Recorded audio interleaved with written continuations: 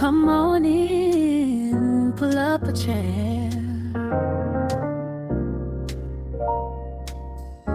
There's a story between the verses. Real talk, real faith, life, healing, growth, and grace. You're listening to Between the Verses with Kelli LaVerne.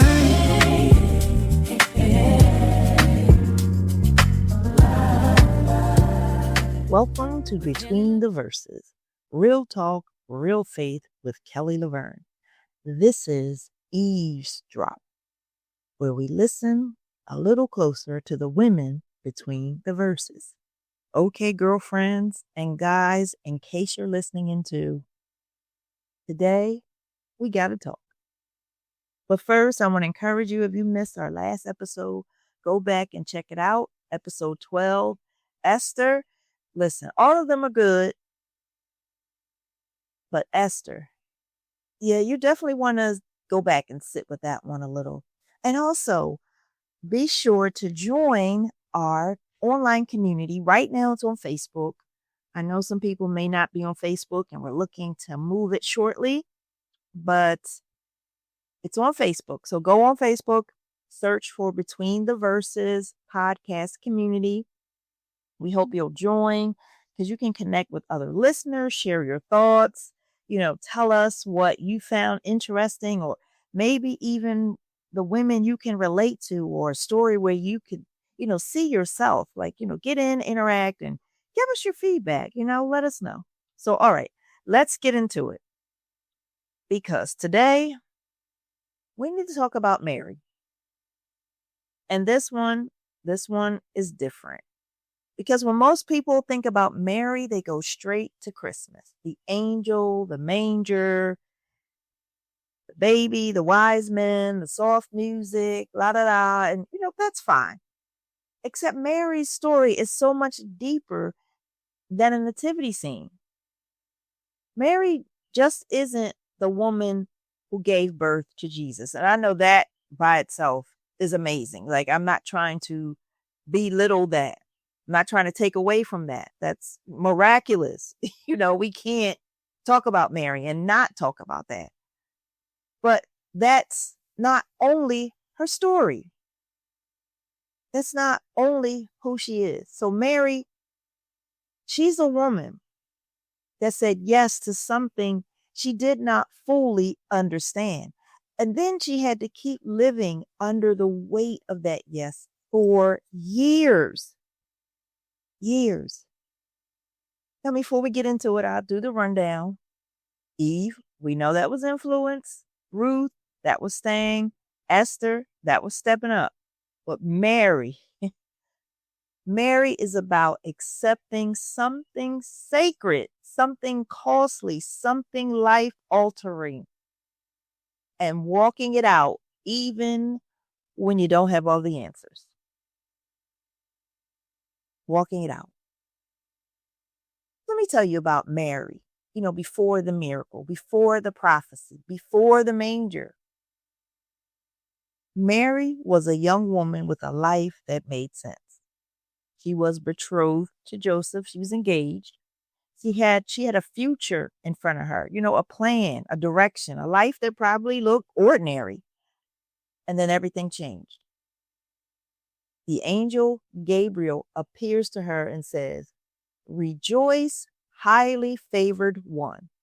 The Lord is with you. Blessed are you among women."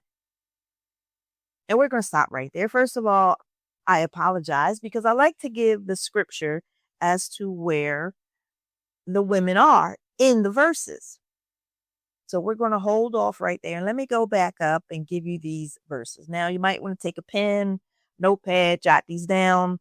So the primary passages are found in Luke chapters 1 and 2, Matthew chapters 1 and 2, the book of John chapter 2, verses 1 to 12, John chapter 19, verses 25 to 27. And then Acts chapter 1, verses 12 to 14. Now, there's a lot of key moments that we're going to cover, and I think it might be easier if I either include them in the description or mention them as we go along. Okay, but hopefully you got that. If not, you can go back and jot those down, because I always encourage you. I want, you to read it for yourself. I know you've heard it. You've heard it. You've probably seen plays about it. Some of you probably have even taught it yourselves in Sunday school or in church. But go back and read it and see if some of these things stick out to you now that we're looking between the verses, right? So what we had just read prior to that came from Luke chapter 1, verse 28. And I'll read it again. Rejoice, highly favored one. The Lord is with you.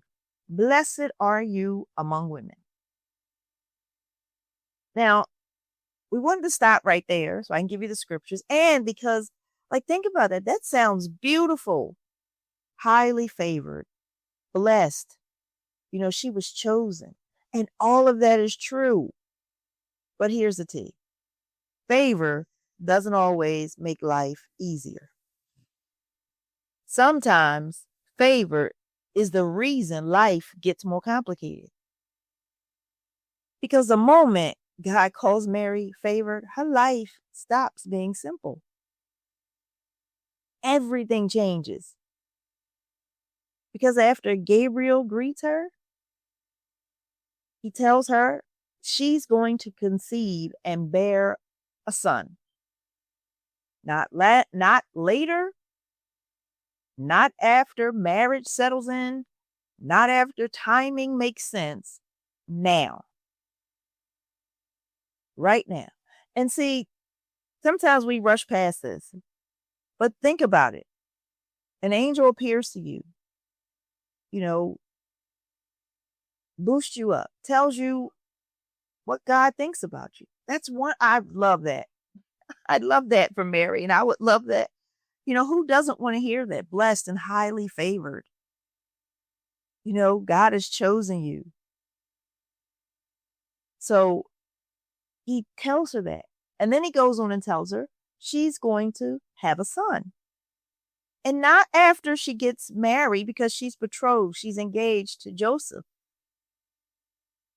It's not going to happen afterwards, where life can go on somewhat kind of, normal looking, right? No, you're going to have a baby before the actual wedding. Not after, it would make sense. We just kind of skip past that. And I know the times we live in, that might not seem, out of the ordinary, that people have, babies prior to marriage.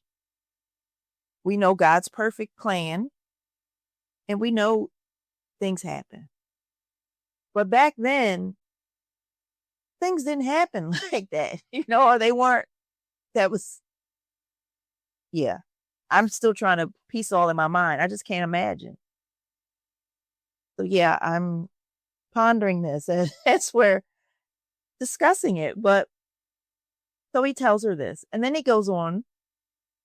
Not only is this going to happen, but that child will be called Jesus, the Son of the Highest, the one who will sit on the throne of David. And that's found in Luke chapter 1, 31 to 33.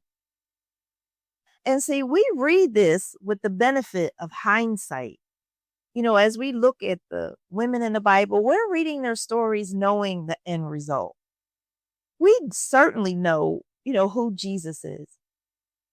We know how the story unfolds. But at the time, Mary didn't. Just like you, wherever you are right now, you're living your life one moment at a time. You might be driving, you might be working, listening to this, you might be relaxing. You may have pressed the button by mistake. We was trying to get to something else, but here you are, moment by moment. And that's how Mary, was navigating this. She didn't know the outcome.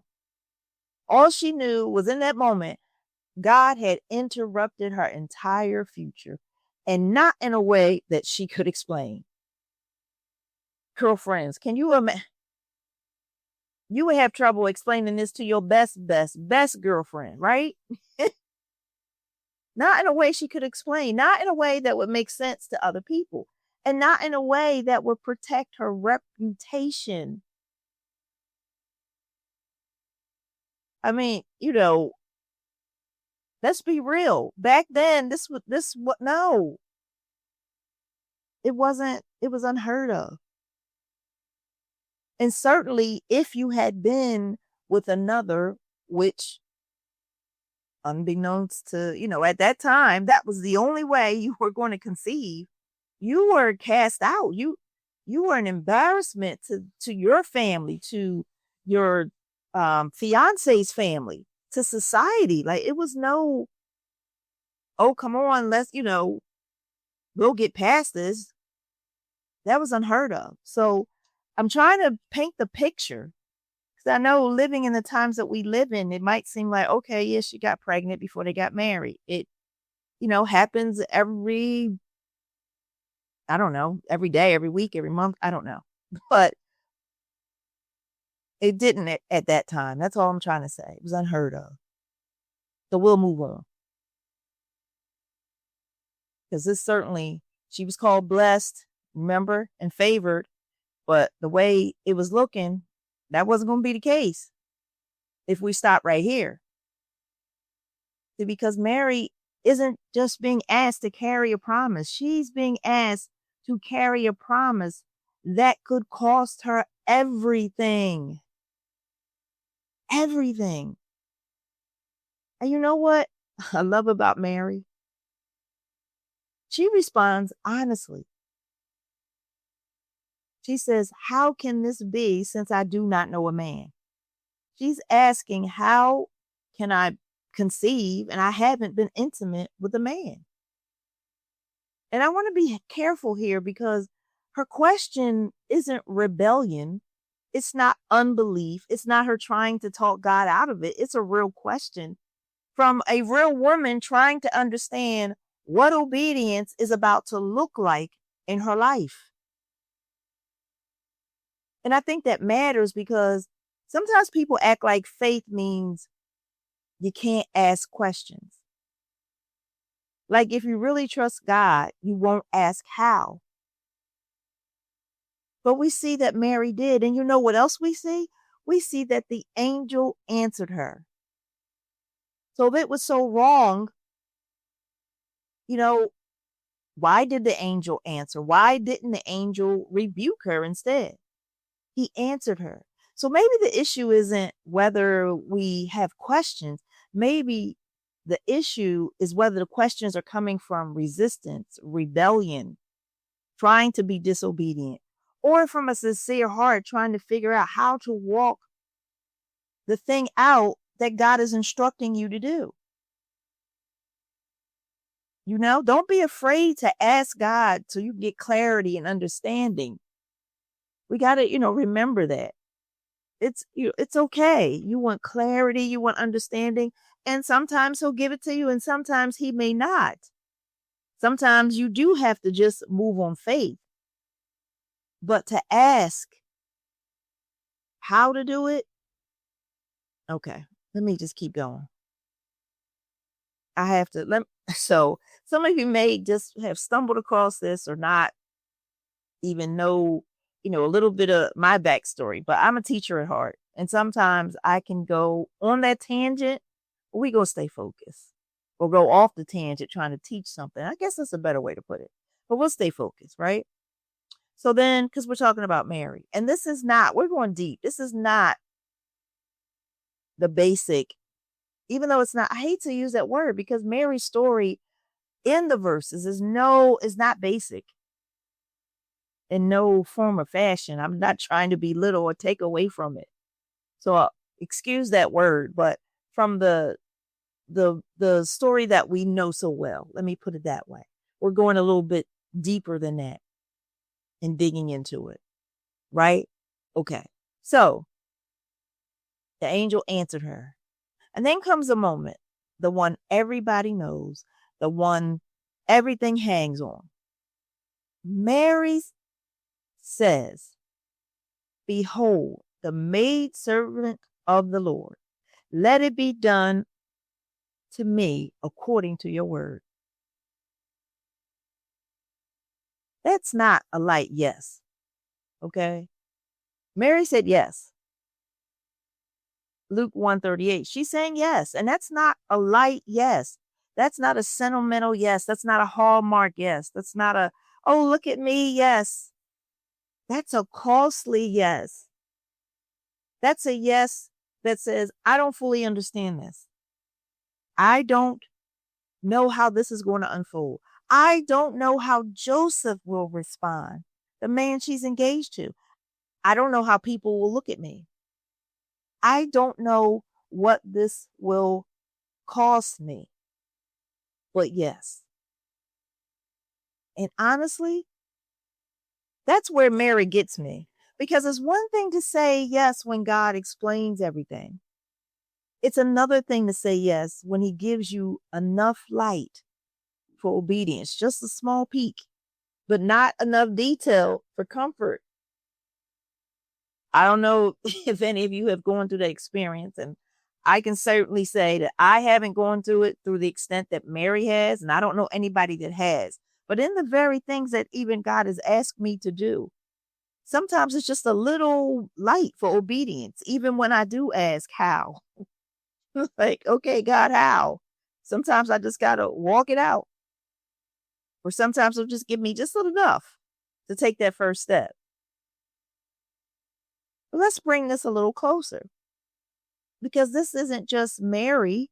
This isn't, just about her saying yes. This is saying yes to something that interrupts your plans. Saying yes to a calling that makes your life harder before it even makes sense. Saying yes to obedience before you know how it will affect your relationships. Saying yes when you can already tell people are not going to understand. They're not going to understand.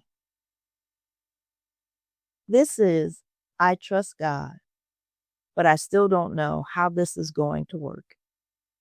And maybe that's where some of us are right now. Because let's tell the truth. Mary's yes came with weight. As I already mentioned, she's pregnant before her and Joseph even come together. And while we know this is miraculous, people around her would not automatically know that, right? Matthew tells us that Joseph initially planned to put her away quietly. Put her away quietly. Now, Joseph, he was a righteous man. He was an upright man. He believed in doing the right thing. He loved her, and he still struggled with this at first. Can you blame him? I mean, right? So imagine everybody else. Imagine the whispers, the side eyes, the assumptions, the conversations Mary wasn't in but still felt. This is why I encourage people to stop romanticizing her yes. Yes, it's powerful. It's a beautiful story. Beautiful. It's powerful. I can't even imagine. But we kind of put on these rose-colored glasses and don't realize the weight of what God is showing us in this scripture, in her story. Realize how we can connect to it. None of us may be ever called to, obey God to this extreme. But there will be times that, God is looking for our yes. And it will be times that if we're honest, human, we may struggle with that yes or wonder about it. And especially a yes like Mary. Mary's yes put her reputation at risk, her relationship, her future, and still she said yes. That tells us a lot about Mary. Yes, it was an honor, but think about it in the beginning. Did it look like honor to other people? Did it look like she was favored? Did it look like she was blessed in the beginning to others? So she had to deal with all of that. And not that we live our lives for others. I'm just trying to paint the picture. She still says yes. Now, after the angel speaks, she goes to Elizabeth. I love this because when God does something in your life that sounds crazy, that really sounds crazy, we need to get around somebody who can recognize God before getting around the crowd. Let me say that again. When God gives you the vision, when God is telling you he's going to do something in your life or does something in your life that sounds crazy, get around somebody who could recognize God before the crowd recognizes you. So Mary shows up. Elizabeth hears her greeting. John leaps in Elizabeth's womb because at the time, Elizabeth is pregnant with John the Baptist. And Elizabeth says to Mary, "Blessed are you among women," and calls Mary the mother of our Lord. Now, I'm seriously, I know this is all audio, but I'm like literally getting goosebumps. This is found in Luke 1:42-43. Blessed are you among women, and calls Mary the mother of my Lord. Now that matters because before Mary gets public understanding, she gets private confirmation. That was confirmation. That's why I was getting, those goosebumps. It's like, wow. Before the crowd ever understands the assignment, God sends her to somebody who can affirm it. And maybe somebody listening right now needs that too. Not everybody around you has to understand what God is doing, but you do need somebody in your life who can recognize when his hand is on you. So that's what Elizabeth did for Mary. That was that, I'm not crazy moment. Oh yes. Okay. This is confirmed. This is, this is real. That's that moment that many of us might need. I know it's a moment that I certainly would need and have needed when God has, led me to certain things, opened certain doors or revealed certain things to me, Not that I don't trust God, but God provides confirmation. Okay, so let's keep going. And then Mary does something that I think gets overlooked. She sings. And most people know this song as, it's called the Magnificat. And if you really read it, it's in Luke 1:46-55. If you really read it, Mary is not shallow.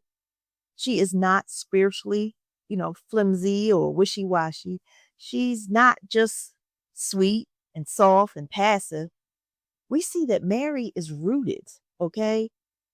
She's drawing on a language that sounds like scripture. She's talking about God's mercy, about God's faithfulness, God bringing down the proud and lifting up the humble, God filling the hungry and sending the rich away empty.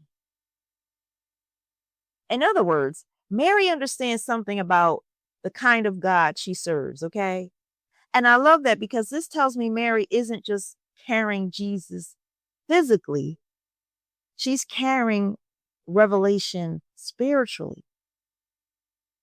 She has substance. She has depth. She has language for what God is doing, even when her life is being turned upside down. And then Mary has to go home. And that's where I think her story gets real, because eventually, the angel's gone. Elizabeth's house is far behind her, where, Elizabeth was supportive and happy. That moment passes. And now she has to live in regular days carrying an extraordinary promise. She has to wake up and still be pregnant, still have to face people, still have to navigate Joseph. She still has to carry what God said when life still looks complicated. And I think that's one of the hardest parts of obedience. Not the moment God speaks, it's the days after, the quiet days, the ordinary days, the days when what God promised is real, but not fully visible yet, you know? Mary carried the promise before anyone else could fully see it. And that's a that's a word by itself, because sometimes God gives you something sacred, and for a while it looks like a burden before it ever looks like a blessing. And then came the time for Jesus to be born. And that doesn't even happen in ease. Luke chapter 2 gives us the picture. They have to travel. There's discomfort. They couldn't find a place to stay. End up in a manger with animals. I mean, we see pictures of it, or little,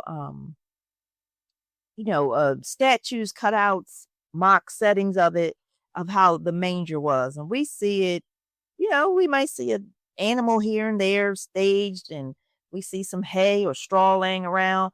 This was a stable where animals lived. It wasn't as nice as we've seen it. Even though we might not think that's nice, just imagine it. It was worse. Having a baby, your first child. Come on, lady. Who would want to have your first child like that, in that scenario, in that scene or situation, right? In a manger. Today, we hospital beds or we got birthing suites. Some people can give birth underwater, and I'm sure there's a lot more, that's out there now since I had my children years ago. But, think of all the comforts we have, even in the midst of the birthing process, what we have at our disposal. Mary didn't have that. She didn't even have what she, normally at that time would have been offered or available. She's in a stable. I can imagine stinky, smelly, animals, horrible conditions. And again, that could preach, but we gonna keep going. Sometimes God shows up, God's promises show up, but not in a package that we expected. Mary carried the Son of God. Mary carried the Son of God and still gave birth in a setting that looked beneath the promise. And if we're not careful, we'll assume the environment means the promise isn't valuable. But Mary's story says otherwise. Just because it's humble doesn't mean it isn't holy. Just because it's inconvenient doesn't mean it isn't God. Just because it didn't look how you pictured, it doesn't mean it isn't exactly what God said. We got to be mindful of that. So now one of my favorite lines about Mary shows up after the shepherds come. The Bible says Mary kept all things and pondered them in her heart. And Luke says something similar later again. This is Luke 2, verses 19 and then 51. And that means Mary had to live with mystery. Now, she had revelation, but not total understanding. She had promises, but not the whole map. She had moments that confirmed God was at work, and still needed to keep walking when she couldn't fully explain what any of it meant. And I think that's a maturity. That's a maturity that we don't even discuss. And here's the thing. Back in those times, Mary would have most likely been a teenager. You might find that hard to believe. She most likely would have been a teenager, because that was the culture, that was the time, that was around the age that they would be, betrothed, that they would get engaged. And also at that time, being engaged or betrothed, that goes it's even more binding than how it is today. We know today you can get engaged and you can just break it off. Now there might, some other things might be involved. You got to sort out, the ring or whatever. If planning for the wedding has started. But even when those cases, just work out, when you were betrothed, you were actually considered as married, but you did not consummate the marriage until the wedding ceremony. Okay, I'm just trying to break it down to add more understanding and more weight of this, what Mary was dealing with. Okay, so she would have been a teenager, and she's betrothed. She's engaged to Joseph, and that's binding. And she's walking this out, and she's showing us signs of maturity as a teen.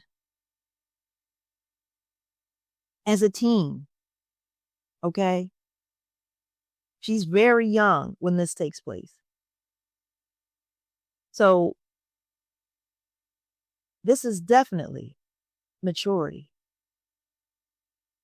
She's not forcing answers God hasn't given. She's not panicking because the timeline is still unfolding. She's not throwing away the promise because she didn't understand every piece of it yet. Mary knew how to carry revelation without trying to control it. That's something right there. I don't know about you, but I can learn from Mary. We looked at some other women who God told them things and they tried to control it. They tried to make it happen. They did things, to help God out. And some of us can relate. We're not going to judge them, right? Some of us can relate. But Mary knew how to carry the revelation without trying to control it. That's powerful. Now let's talk about one of the heaviest moments of Mary's story. Okay? She knew early on that this would hurt her. Okay? The promise, she would be hurt as a part of it. Now, when she and Joseph bring Jesus to the temple, Simon blesses them and says something to Mary that I don't think, I think we kind of skate past it, right? Because he tells her that a sword would pierce through her own soul also. This is in Luke chapter 2, verses 34 to 35. He tells her that a sword is going to pierce through her own soul also. Now, he's blessing them, right? And we see the same woman that was called favored, highly favored, and blessed. Now, Simon is blessing them. And he also says that a pierce is going to cut through your soul. And can you imagine receiving that blessing, if you will, while holding your baby? Can you imagine hearing that before you've even fully lived the joy of the promise? Today it's, our children, get christened. And then when they're older, or they have, we have baby dedications. And when they're older, they get baptized. But can you imagine being at your baby, your baby's christening, your baby's dedication, the blessing of your child? And you get a word from the Lord that says that a sword is going to pierce you, that this is going to hurt, you're going to be cut, you're going to be wounded. This is what Mary was living with. See, God is letting her know, yes, this child is holy. Yes, this child is promised. Yes, this child is appointed by God. And yes, this story is going to hurt you too. That's heavy. Sometimes we think if something came from God, it should come without pain. Mary's story tells us otherwise. sometimes the holiest assignments still break your heart. Mm, I don't know about you. I'm just like over here chewing on that one. We think if it came from God, it should be easy. And sometimes we hear that. Like people are telling us, our respected leaders, pastors, people we know, you know, oh, if it's hard, it didn't come from God. I think Mary's story says different. There's some other women we could easily point to that would say different. So just because it came from God doesn't mean it won't come without pain. Mm. All right, let's move on. And then life kept moving. Jesus grew. Mary and Joseph raised him. There were years in between the prophecies and the public ministry, years of ordinary life, ordinary parenting, ordinary moments with a child who was anything but ordinary. And I think that matters because sometimes we read Mary's story like it jumps from one holy moment to the next. But there were years of quiet in between, years of watching, years of wondering, years of carrying what God said without fully knowing how it would unfold. Here's another thing I love about Mary. And we just really touched on this. She doesn't always understand what Jesus is doing, in real time. At 12 years old, they go to the temple and Jesus stays behind in the temple. Mary and Joseph, they're looking for him. They're anxious. They're confused. They can't find him, as any parents would be if you lose your, child in the crowd. And when they find him, he says, "Did you not know I must be about my Father's business?" And Luke tells us they did not understand that statement. That's in Luke chapter 2, verses 49 and 50. And that matters because yes, Mary had angels and Mary had prophecy and Mary had confirmation. And she still had moments where she did not fully understand what God was doing. So if you ever felt bad because you love God and you still don't understand the process, Mary gets that. They didn't understand the statement. We might think, "Ooh, well, that was disrespect. Like, why would he answer like that?" And maybe, maybe Mary thought it. I don't know, but she didn't fully understand. And both her and Joseph knew by the age of 12. They certainly knew this was not their child. Okay, let's just keep it rolling. Mary gets it though. So you feel bad because you love God and don't understand. It's okay. You're not alone. Now we fast forward to John chapter 2. God knows we don't have enough time to really cover everything we could dig into in her story.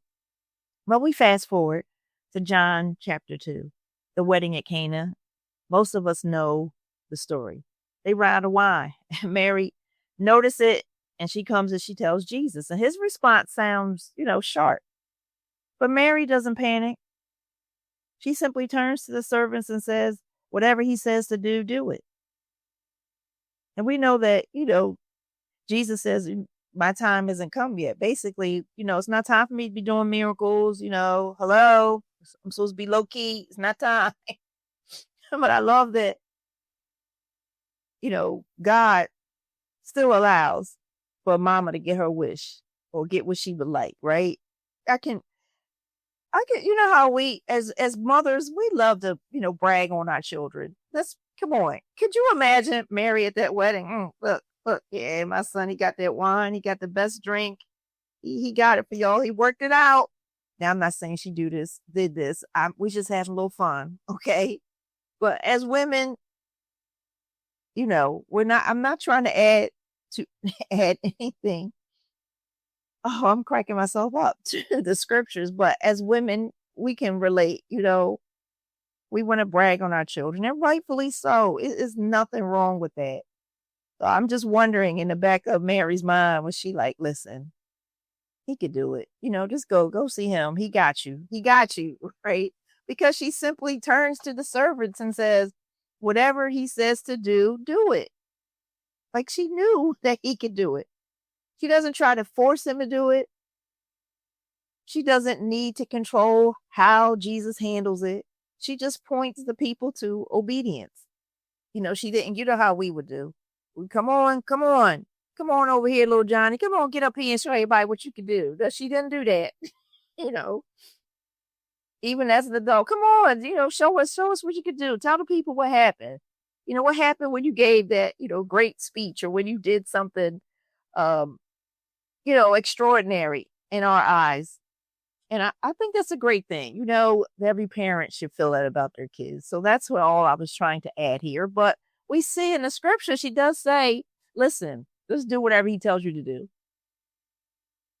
And she goes on about her business. And again, she doesn't pull him out, put him on the spot. So you got to do this. She just points him to obedience, and again, that's wisdom. That's maturity. I don't know if it would have been me. I've been, all right. I'm having a good time with this one today in the word. I'm telling God is just, we're in between the verses, okay? We're in between the verses. But that's what it looks like when you know who he is. She knew who her son was, her earthly son. She knew who he was, and she knew to trust him and to let him move in his own way and in his own timing. She said what she said. She got out of the way. Just do whatever he tells you, and got out of the way. And then years passed. Jesus's ministry unfolded in public. Crowds gathered. Miracles happened. Opposition grew. People loved him. People questioned him. People followed him. And people turned on him. And Mary had to watch all of it. She had to watch the child she carried become the man the world would either receive or reject. She had to live long enough to see that the promise wasn't just going to bless people, it was also going to cost him something. And eventually, that sword that Simon spoke about found its way to her doorsteps. And now we get to the part of Mary's story that is almost unbearable. Almost. We're wrapping it up. But I said, we had to dig deep. The cross. John 19 says, Mary stood by the cross of Jesus. That's in verse 25. And girl, that line is heavier than we let it be. It's heavier.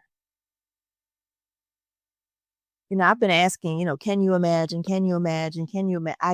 I can't imagine. Because this is the baby that she carried. The promise. The boy she raised. The son she watched grow. The promise she said yes to. And now she is standing there watching him suffer. Watching him bleed. Watching the world reject what heaven sent. And Simon's prophecy,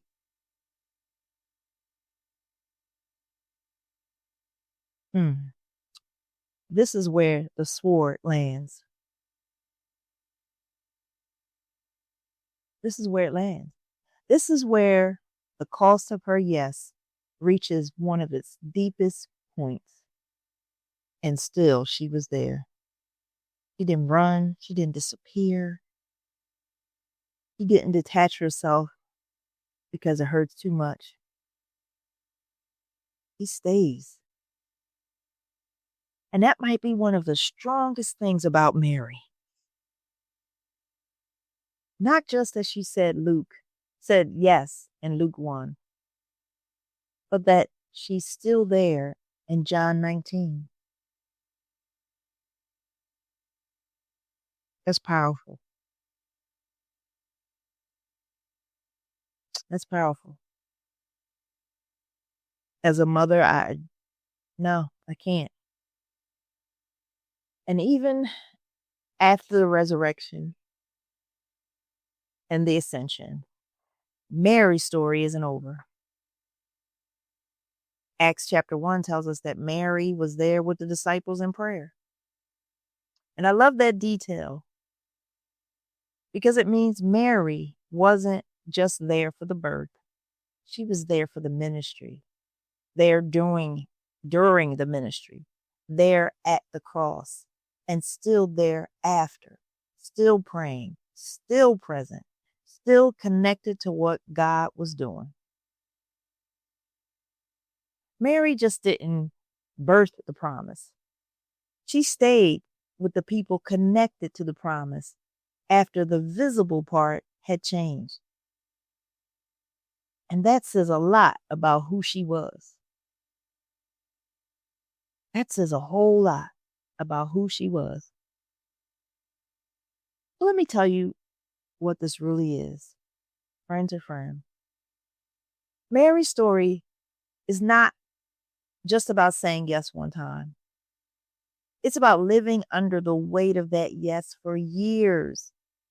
It's about saying yes when it affects your reputation, when it complicates your relationships, when it changes your body, when it alters your future, when you don't fully understand what God is doing, when the promise is still small, when the environment is uncomfortable.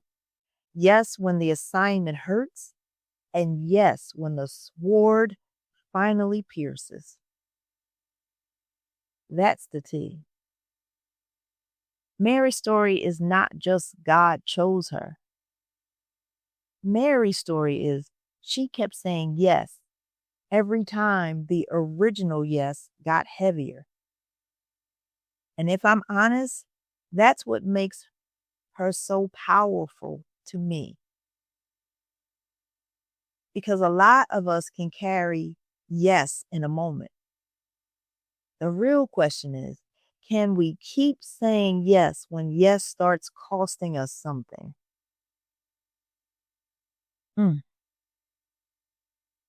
All right, here's your Monday move. I want you to ask yourself, what have you said yes to that you're struggling to keep walking out?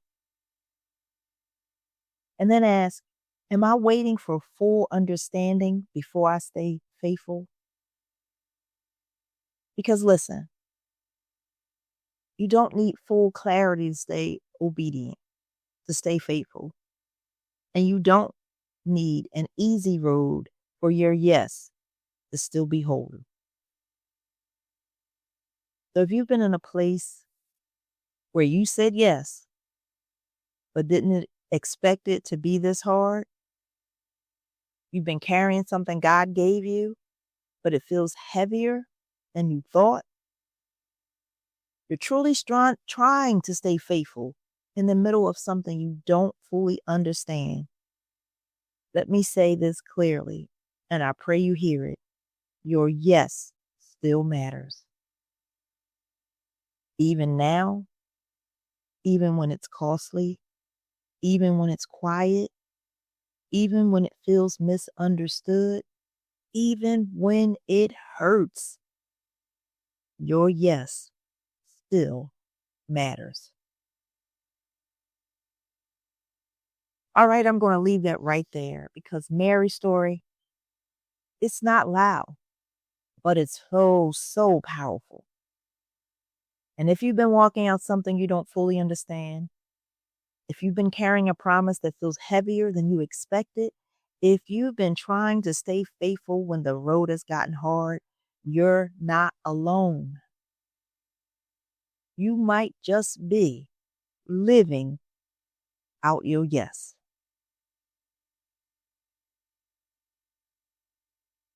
All right, so do me a favor.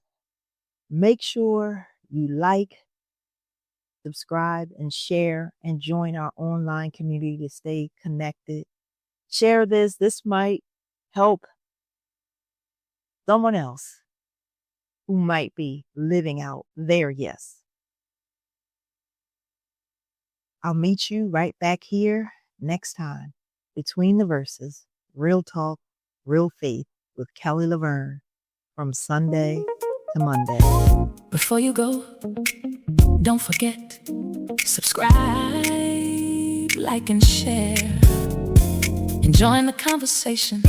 Search Facebook for Between the Verses podcast community. Until next time, keep growing, keep believing, and keep walking by faith between the verses with Kelli LaVerne.